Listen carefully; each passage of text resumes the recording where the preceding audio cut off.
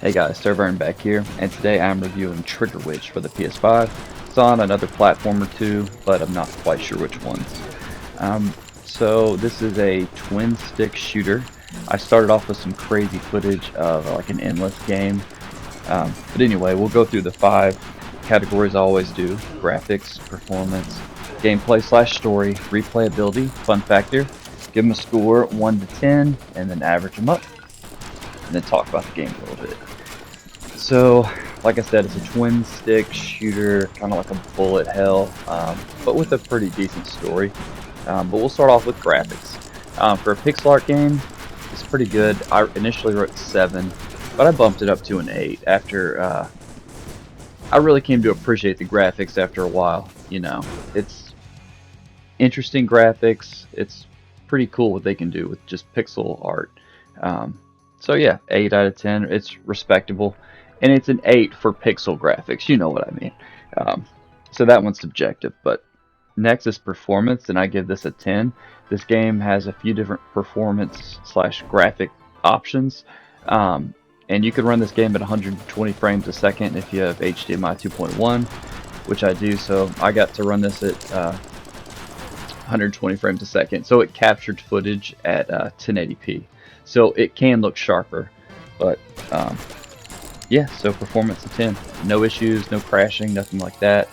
Just a good game all around. Like I say in a lot of my other videos, this is the way games should run. Just work. Next category, gameplay / story. So gameplay, we'll start there. It's really fun. It's addicting. There are challenging parts. I play the game under normal. You know, you'll see me dash, and there's a whole bunch of weapons you can use. So the gameplay loop's pretty interesting. You know, you'll go to an objective, kill some enemies.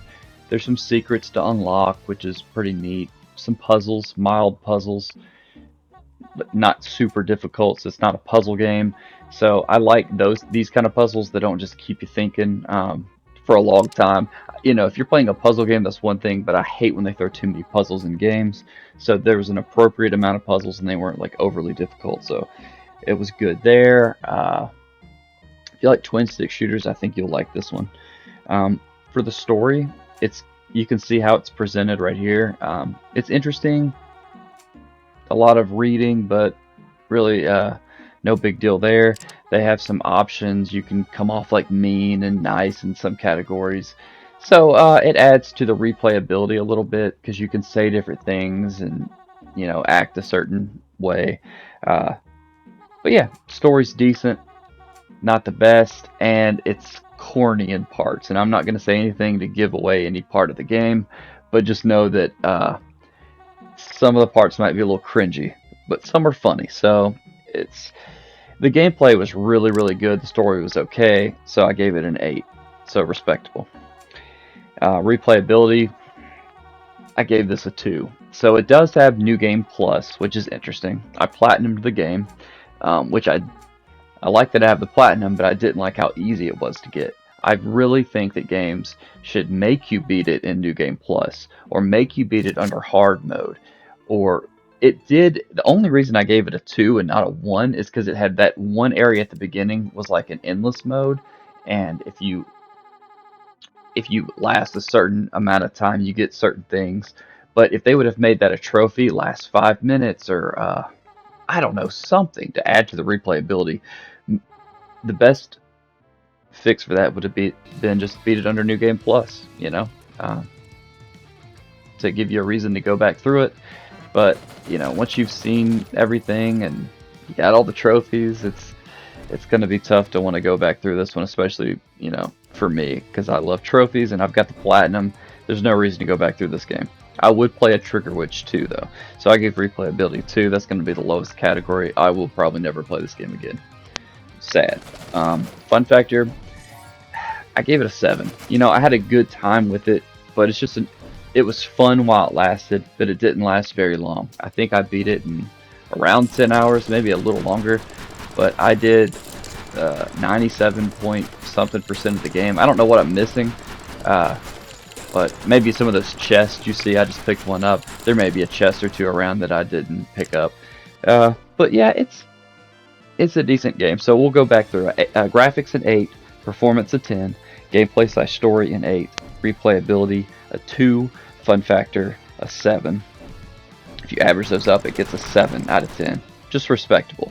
I would recommend the game to you if you like twin stick shooters and, you know, kind of like the pixelized graphics. And I love how gory it is. So we'll talk about the game a little bit. I love the gore. It's like the first thing you notice when you play the game. It's super gory for like a child's book rendering, and then it's blood and gore everywhere. Of course, you could turn that off. When I initially played the game, it had some setting where the screen shook as you shot, and it almost made me sick looking at it. So I had to turn that down. But one positive thing I could say is the use of the DualSense controller. Amazing. The adaptive triggers, the microphone, they use every aspect of it, and the haptics are just amazing in this game. So I really like how they use that. They really did a good job. And this is a well-made game. It really is. I enjoyed it. But, you know, a 7, you know, that may seem like a bad score, but it's an okay game that I would recommend, you know. It's cheap, $15, I think. Of course, I got the physical copy. I got it from like Play Asia or East Asia Soft, something like that. I don't remember. But, well, I mean, there's really nothing more to say. Short game, short, enjoyable. Platinumed it. But you could have platinumed it under easy, which I can't stand. So I'm not proud of this platinum.